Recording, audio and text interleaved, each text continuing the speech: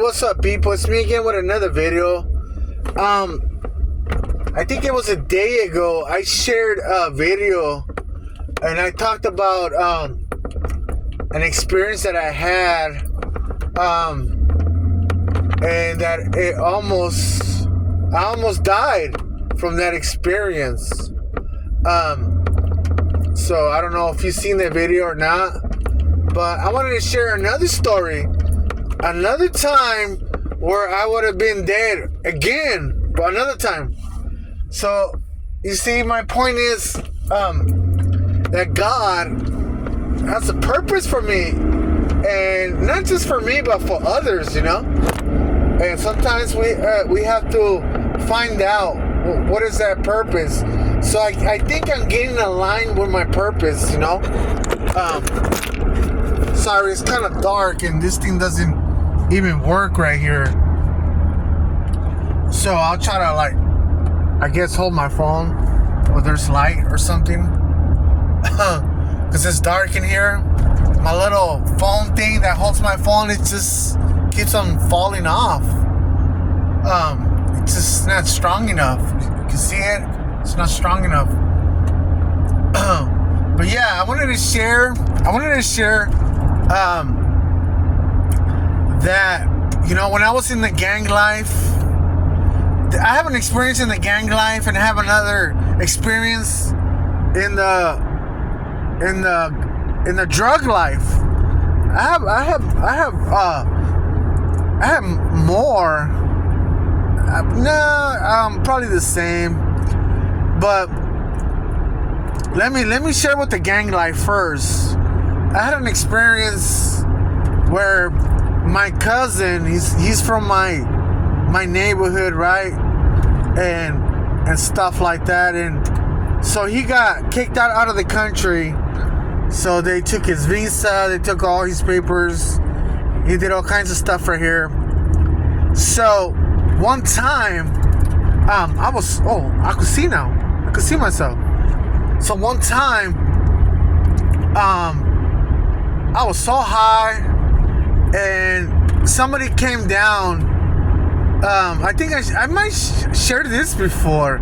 Somebody came down, some gang members. They came down because on our street we used to sell dope, cocaine, and they'll come down. People will park there, and we'll ask them what they need, and they'll tell us. And sometimes it could be our rivals or cops, narcs. And so that time I went to the car, but they kind of parked more a little bit down that way. And so they did, and so I went to the car, was so high on something, and so I got close to the car, and my cousin, he noticed from far off away. He's trying to give me some signals. Come back, like with his hands, right? Come back, motherfucker, stupid motherfucker. He was telling me something from far away. So I kind of I felt kind of weird. So I kind of looked, and he was kind of like making faces from afar, telling me to go back. So I was close to the car, so I was like, hold on, right? So, like, I went back with my cousin, like, what's this problem? And as soon as I turned around, I started going back. There were gang members. They had what I seen, it was a newspaper. And then under that newspaper, I'm sure it was probably a gun. I was going to get shot that day. And so as soon as I turned my back on them, they didn't even shoot me from the back or nothing. So what happened, they just started burning rubber, and they took off really fast. So they were waiting for a good opportunity to kill one of us, to shoot one of us. So I got lucky on that one. So I didn't get shot. I was something. I forgot what it was. And So nothing happened to me. So I think my cousin there, he saved my life for the Lord. One of them. So it wasn't my time to go, you know. That was one time. There was another time that I was when my homies were right there at the trailer park. This street called Washington Street in the city of El Monte. So we're hanging out there, and sometimes gang members will pass by and start shooting. That's when there was drive-bys in 1982. Drive-bys, 1991, 1992. So they drove by and they started shooting, and my friend had his gun and because it was like a little trailer park, so we're like kind of like by the street. So his house was probably like 40 feet away from the street. So he had the gun there, and we got shot up, and you know, I hit the ground. But when I hit the ground, I hit a brick or something, and it kind of hurt. So they shot, and they were gone. They were like, it was a quick drive-by, and I was like, you know, like, you know, like, and I touched my back with my hand to see if I had any blood in my back, and I didn't see no blood, nothing. So they left, so we got up. My friend went to go get his gun. It was already too late. They already shot at us, and we didn't have one ready. So like, there was no blood on me. So I got up and everything, and I checked. Hey, you know, did I get shot? And they looked, and they were like, no. Oh, and then I happened to see there was a little brick right there. Like kind of cement, like kind of like a broken piece and stuff. So nothing happened to me. So that was another time. I thought I did got shot, but I didn't. There was another time when I was on meth. I was on meth so high for 5 days. I was like out of it. You know, like I was gone. I was totally gone. And you know, I didn't eat no food, because that stuff doesn't make you eat. You know, you lose your appetite, and you're like just gone. You know, gone. So I remember I was sitting in the living room. I was living with my girl at that time, and one of my son and my daughter, my stepdaughter. I was with both of them. And she was pregnant, so the third one was coming, the third kid, in total, 3 right now. I mean, not right now, but during that time. And I was like in the living room, I was gone, you know, gone. What an example I was, right? I was a terrible example as a dad during that time. But yeah, so what happened was I felt like an OD, overdose.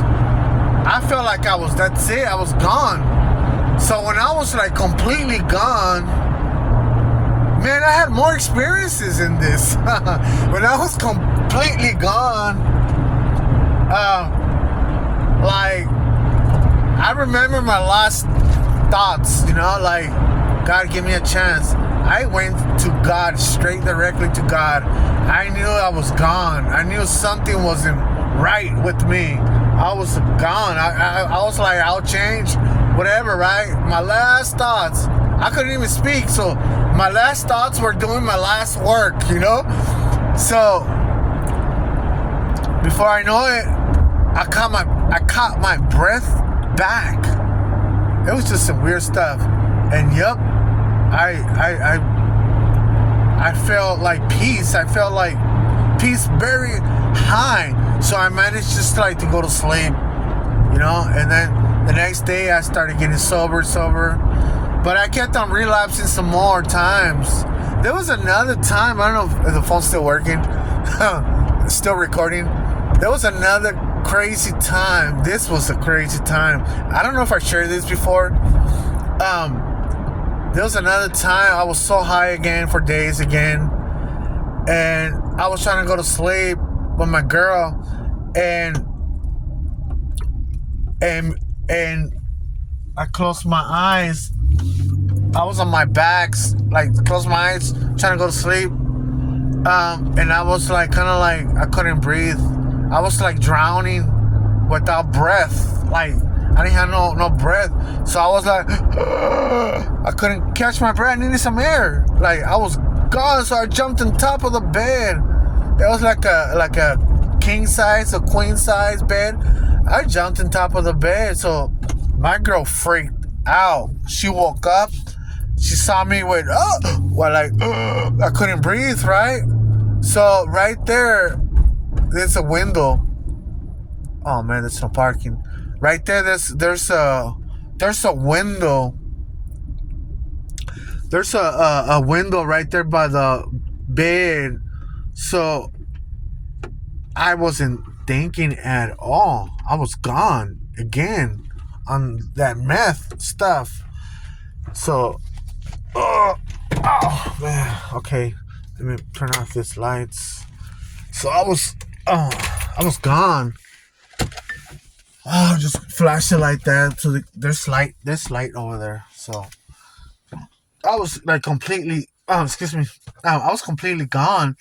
So what I did was a little window, one of those old windows that you can kind of open it like up, old fashioned old house windows. And I needed some air so bad. I was so gone. I didn't care about nothing. I just wanted some air. So I got close to the window, and I got I smashed my face in the window, because the window's right there. So I managed to like break the window with my forehead, and then get some air because I needed some air. It was like probably like 3, 4 in the morning. Um, and boom, I broke the window, and my face was sticking outside the window, and my girl was freaked out. She was gone. She was freaked out. This guy's crazy. I'm sure she was thinking that. But you see, it was the drugs the crystal meth that made me not. Things got easy. When you're on this substance, things are easy for you. Even drunk and stuff. You think things are easy and stuff, and so I had my face sticking outside, getting some air. So I got some air. I was so happy. I thought it was gone again. Got some air.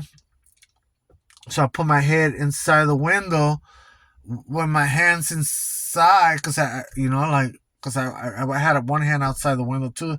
So I kind of like, with the glass, I kind of was cutting myself, like I was like, wow. And I touched my forehead, and I was like, I was bleeding from my whole forehead, and I was like, I just broke the window. Wow, I just boom, like. So I kind of started getting my senses back and stuff. And I was bleeding all kinds, and so I think my my girl, I think she was kind of like putting a rag on my forehead and stuff like that. And I didn't go to the ER or nothing. I was just like, hell no, I ain't going there. I just had a shirt or something on my forehead, and I was she kind of helped me out, I think, to for all these cuts stuff that I got, whatever. And that was another scary story. That was another scary time. I could have got my veins on my neck. Your veins on your neck. I could have got my veins and stuff. I could have got one of the main veins, and I would have been gone. So this is like, man, this is like my 4 or 5 times stuff that I could remember right now. Um, So yeah, I don't know, man, but it's crazy. You know, I had a friend, a homie too, that he's someone right now. He's someone. I think he just works in the NASA. He managed to get in there somehow. He got in there. Um, I shared one of his videos. I shared something about him. So yeah. So he doing very good. But anyways, this guy got shot, and I think it was his brother too. Somebody got shot by the rivals, enemies, and stuff.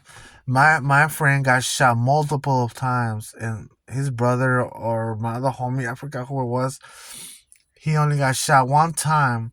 One time he got shot, and he died. My homie got shot all kinds of times, and he didn't die. He make it. So wow, that's very. I think that's something crazy. That's something amazing, and what he survived. He thought he was gone too. They took him in a helicopter, and they took real quick. They picked him up. So he was mentioning that he couldn't even hear the helicopter because he was like gone.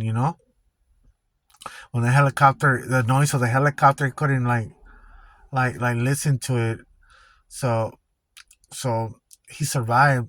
He survived, but his buddy didn't, or his brother didn't, or his cousin, somebody. He got shot all kinds of times, and the other guy got shot one time and he died, and he didn't. So you tell me, you think this is coincidence?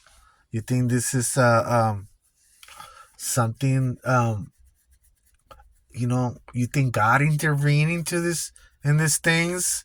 Do you think we have a purpose? Not just us, but I'm pretty sure anyone with stories or without stories, I think we have a purpose. So this is what I wanted to share. You know, um, we all have purposes in life. And one of the purposes is to share our stories and to glorify God. Um, you know. So this is what I have for right now. All right then. Bye.